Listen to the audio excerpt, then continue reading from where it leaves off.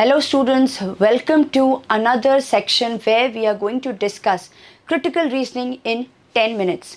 Today what we are going to discuss is argument by the author. I'll give you a very small gist of it. बहुत easy सा मतलब होता है, argument का मतलब है opinion जो भी author ने दिया है एक article में. Before we start the details of the topic, you read this passage. I am sure this passage is visible to you. Take a pause, read the full article, and now what we are going to do is, first thing first, हम इसमें lines को mark करेंगे what these lines denote. I hope आपने इनको ऐसे ही mark किया होगा जैसे मैंने किया है. First line is the background information. किसी टॉपिक के बारे में जो भी चीज़ हमें पहले से पता होनी चाहिए ऑथर के अकॉर्डिंग, वो उसने यहाँ लिख दी है, right. Second line is the counterpoint of it.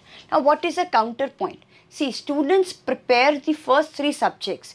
Background information में हमको 5 सब्जेक्ट्स लिख के दिए हुए हैं. उसके बाद में लिखा है कि for the preparation of CLAT will allow for a good opportunity to study in premier national law universities of India. Now इसका काउंटर पॉइंट कि अगर ये चीज़ इंपॉर्टेंट है तो इसका काउंटर क्या है? Students prepare the first 3 subjects यानी कि English, legal aptitude and logical reasoning and leave aside GK and QT. As we all know ये करते हैं students. Now there is the premise coming over here.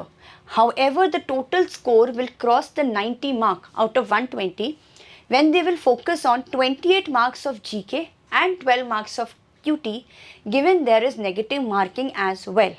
See, this premise is taking us to the conclusion.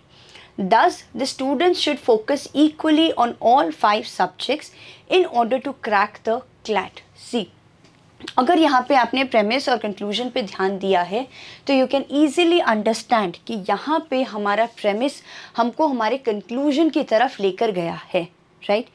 And to make things more clear I will now use the word कि ये पूरा content is one single argument.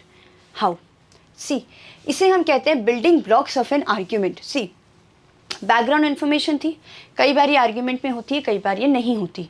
कई बार author के हिसाब से ये assume किया हुआ होता है कि हमको पता होगा कि बात किस बारे में हो सकती है, ठीक है. स्टिल बैकग्राउंड इन्फॉर्मेशन अगर है तो वो अंडरस्टैंडिंग के लिए है, फॉर द बेसिक सिचुएशन की बात है क्या, राइट. जैसे कि हमारे पहले एग्जाम्पल में लिखा हुआ था क्लैट होता क्या है और क्लैट में कौन से 5 सब्जेक्ट्स आते हैं, राइट. फिर counter point, a piece of information that goes against the author's conclusion. See, अगर ऑथर कहना चाह रहा है कि 5 सब्जेक्ट पढ़ने की ज़रूरत है तो काउंटर पॉइंट में क्या लिखा था कि बच्चे सिर्फ 3 ही पढ़ते हैं और 2 को नहीं पढ़ते, right. Some arguments has a counter point. हर बार ऑथर अपनी ही बात को क्रॉस नहीं करता, right. Premise, these are the 2 words जहाँ पे हम सब अटक जाते हैं and then this bothers us. Today I will clear the concept that premise is the information used by author to support some claim. We know it. All arguments are what? They are claims. They are opinions. Which premise does it what? It gives the conclusion the support. Right? All arguments contain at least one premise. Exactly.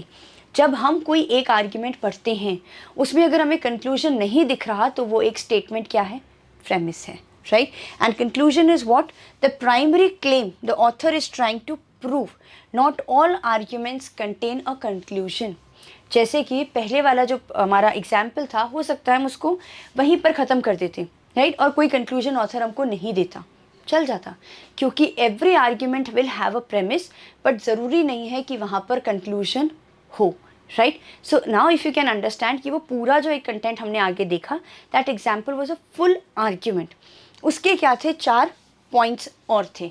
अगर हम किसी भी argument को deconstruct करते हैं तो हमको ये 4 चीज़ें समझ में आनी चाहिए, right.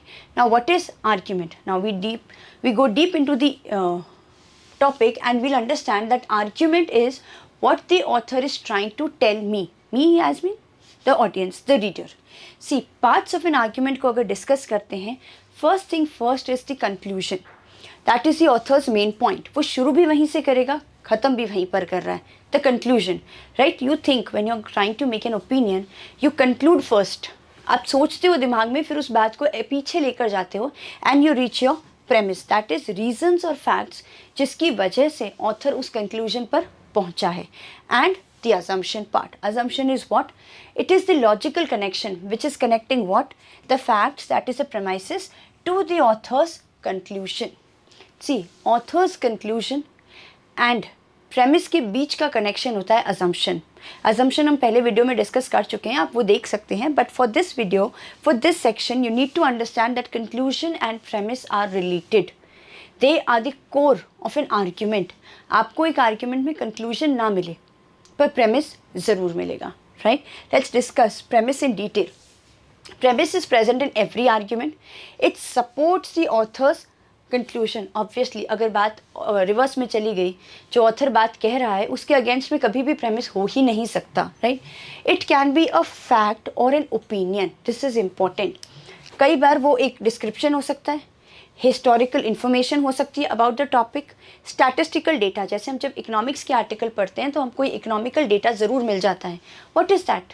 That is the support for the author's conclusion, right? कोई इन्फ्लेशन पे अगर आप आर्टिकल पढ़ते हैं, राइट, अगर कोई ऑथर ने डेटा कोट कर रखा है of various food items to tell you कि इन्फ्लेशन बढ़ रहा है, right, then that is what? A premise. और it can be a comparison of things depending on the context of the article और of the argument, right?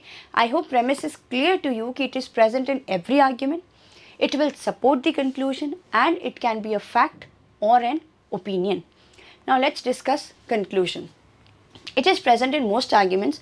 ज़रूरी नहीं है कि ऑथर अपनी बात को कंक्लूड करे, वो प्रेमिस पे लाकर भी बात को ख़त्म कर सकता है. It represents author's main opinion or claim. It is a prediction or can be a judgment or simply a statement of causality. Author अपनी तरफ से कोई भी ओपिनियन देना चाहता है तो वो उस बात को कंक्लूजन में लिख सकता है, राइट?